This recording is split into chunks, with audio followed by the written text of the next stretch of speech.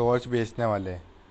वह पहले चौराहे पर बिजली की टॉर्च बेचा करता था। बीच में कुछ दिन वह नहीं दिखा, कल फिर दिखा, मगर इस बार उसने दाढ़ी बढ़ा ली थी और लंबा कुर्ता पहन रखा था। मैंने पूछा, कहाँ है और ये दाढ़ी क्यों बढ़ा रखी है? उसने जवाब दिया, बाहर गया था। दाढ़ी वाले सवाल का उसने जवाब यह दिया कि दाढ़ी पर हाथ फेरने लगा।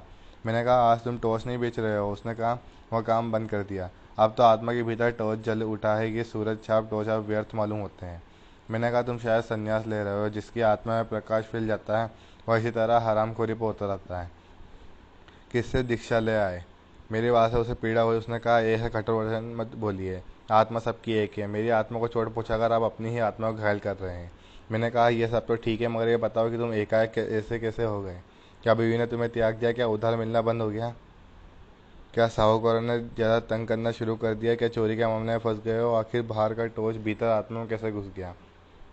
उसने कहा, आपके सब अंदाज गलत है। ऐसा कुछ नहीं हुआ। एक घटना हो गई है जिसके जीवन बदल दिया है। उसे मैं गुप्त रखना चाहता हूँ, पर क्योंकि मैं आज ही यहाँ से दूर जा रहा हूँ इसलिए आपको सारा किस्सा सुना देता हूँ। उसने बयान शुरू किया। 5 साल पहले की बात है। मैं अपने एक दोस्त के साथ हताश एक जगह बैठा था। हमारे सामने आसमान को छूता हुआ एक सवाल खड़ा था। वह सवाल था, पैसा कैसे पैदा करें? हम दोनों ने उस सवाल की एक एक टांग पकड़ी और उसे हटाने की कोशिश करने लगे। हमें पसीना आ गया। वह सवाल हिला भी नहीं। दोस्त ने कहा, यार, इस सवाल के पाँव ज़मीन में गहरे गड़े हैं, ये उड़ेगा नहीं, इसे टाल जाए। हमने दूसरी तरफ मुंह कर लिया, पर वह सवाल फिर हमारे सामने आकर खड़ा हो गया। तब मैंने कहा, यार, ये सवाल टलेगा नहीं, चलो इसे हल ही कर दें। पैसा पैदा करने के लिए कुछ काम धंधा करें। हम इसी वक्त अलग अलग दिशाओं में अपने अपनी किस्मत आजमाने निकल पड़े। 5 साल बाद ठीक इसी तारीख को हम इसी वक्त हम यहाँ मिले।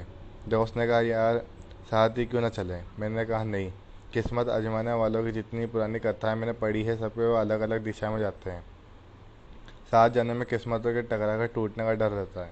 तो साहब, हम अलग अलग चल पड़े। मैंने टॉर्च बेचने का धंधा शुरू कर दिया। चौराहे और या मैदान में लोगों को इकट्ठा कर लेता और बहुत नाटकीय ढंग से कहता, आजकल सब जगह अंधेरा छाया रहता है, रातें बेहद काली होती है, अपना ही हाथ नहीं सूझता, आदमी को रास्ता नहीं दिखता, वो भटक जाता है, उसके पाँव कांटों से बींध जाते हैं, वह गिरता है, उसके घुटने लहूलुहान हो जाते हैं, उसके आसपास भयानक अंधेरा है। शेर और चीते चारों तरफ घूम रहे हैं, सांप जमीन पर रेंग रहे हैं।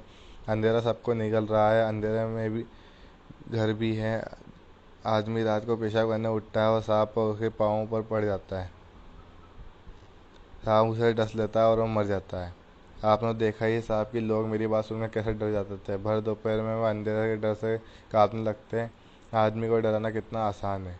लोग डर जाते हैं। तब मैं कहता, भाइयों, ये सही है कि अंधेरा है, मगर प्रकाश भी है। वह प्रकाश मैं आपको देना आया हूँ। हमारी सूरज छाप टॉर्च में वह प्रकाश है जो अंधकार को दूर भगा देता है। इसी वक्त सूरज छाप टॉर्च खरीदो और अंधेरे को दूर करो। जिन भाइयों को चाहिए हाथ ऊँचा करें। साहब, मेरे टॉर्च बिक जाते और मैं मज़े में ज़िंदगी गुजरने लगता। वायदे के मुताबिक ठीक 5 साल बाद मैं उस जगह पहुंचा जहां मेरे दोस्त से मिलना था। वह दिन भर मैं उसकी राह देखा, वह नहीं आया। क्या हुआ? क्या वह भूल गया, या वह इस संसार में ही नहीं है? मैं उसे ढूंढने निकल पड़ा। एक शाम जब मैं एक शहर की सड़क पर चला जा रहा था, मैंने देखा कि पास के मैदान में खूब रोशनी है और एक तरफ मंच सजा है। लाउड स्पीकर लगे हैं। मैदान में हजारों नर नारी श्रद्धा से झुके बैठे हैं। मंच पर सुंदर रेशमी वस्त्रों से सजे एक भव्य पुरुष बैठे हैं। वह खूब पूंछता सवारी हुई लंबी दाढ़ी है और पीठ पर लहराते लंबे केश हैं। मैं भीड़ के एक एक कोने में जाकर बैठ गया। भव्य पुरुष फिल्मों के संत लग रहे थे।